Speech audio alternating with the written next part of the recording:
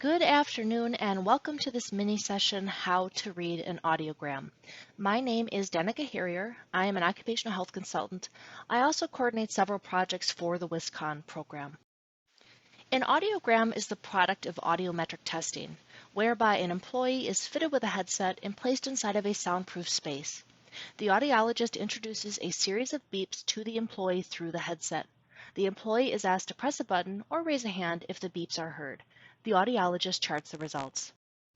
Enter the infamous audiogram. The question is, what do the results mean? Let's begin by understanding the chart itself. Along the x-axis is pitch, expressed in hertz. Pitches ranged from very low at 125 hertz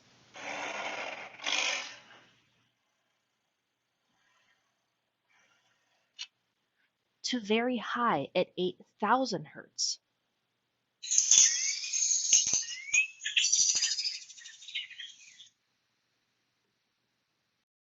The y-axis represents loudness expressed in decibels. Loudness increases as you move down the chart from 0 to 100 decibels. Another aspect of this chart is the black bold line at 0 decibels. This represents audiometric 0. Audiometric 0 is the quietest level at which a person with normal hearing will detect each pitch.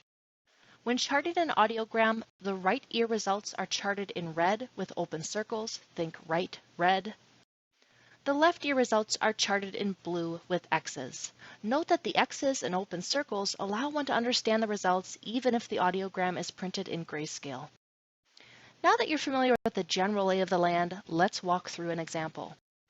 Imagine that your right ear is being tested. The audiologist begins by introducing a 250 Hz beep at the quietest level at which a person with normal hearing will detect it. You click your button as you hear it.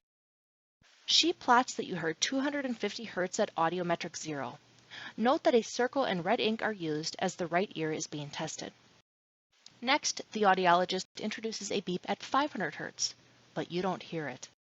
So she turns the volume up 5 decibels.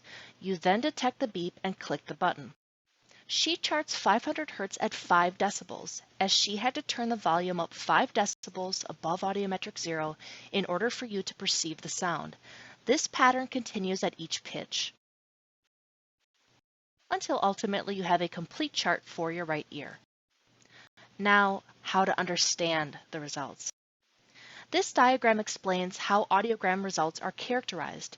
Interpretations range from normal hearing at the top to profound hearing loss at the bottom. This makes sense, as the farther you move down the chart, the higher the volume had to be turned up in order for each sound to be heard. Let's practice using this diagram. Consider this sample audiogram. In both ears, the person heard all pitches between audiometric 0 and 20 decibels, which falls into the normal hearing range. The interpretation is therefore that this person has normal hearing bilaterally, or in both ears. Let's add another layer. You may be aware that a person's hearing is actually tracked over time, beginning with a baseline audiogram, which occurs upon initial hire, followed by annual audiograms. Each year, the most current audiogram is compared against the baseline. Let's apply what we've just learned to this sample audiogram. Notice that the left ear is charted in blue with X's, the baseline is charted in black with squares. If we assess the most current audiogram, we can see that all pitches were heard between 0 and 20 decibels, which is characterized as normal hearing. So, if you're a typical employee that has never been trained on how to read an audiogram, you may think that you're in pretty good shape because you have normal hearing. But you and I can see more, can't we? We can see that compared to the baseline, the volume had to be turned up at every single pitch in order to be heard. In fact, the volume had to be turned up an average of 10 decibels at each pitch. This indicates that while the hearing range is still normal, hearing sensitivity is being lost.